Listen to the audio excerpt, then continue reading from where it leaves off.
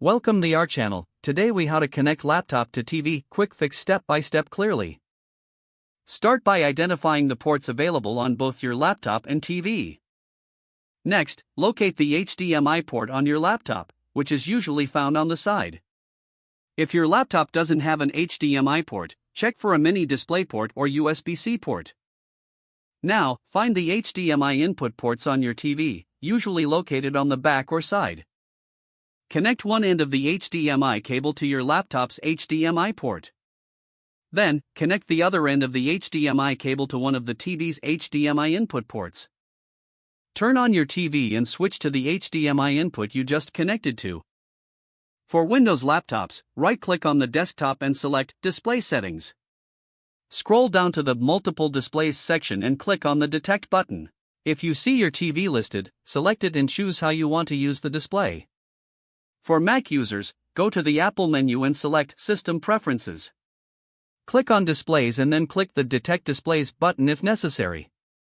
Adjust the resolution and arrangement settings as needed. If your laptop screen doesn't display on the TV, check the HDMI connection. Make sure you've selected the right HDMI input on your TV remote.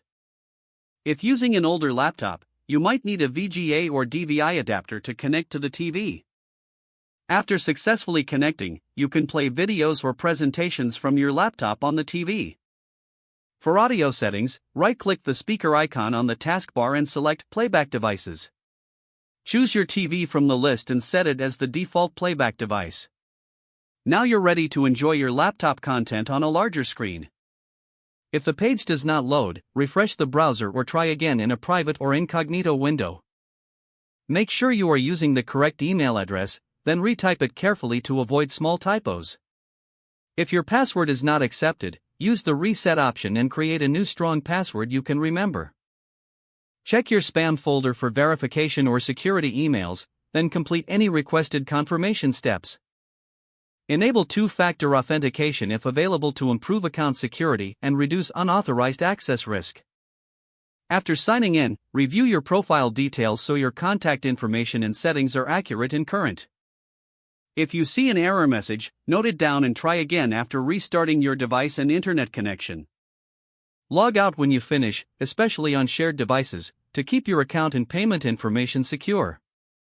If the page does not load, refresh the browser or try again in a private or incognito window.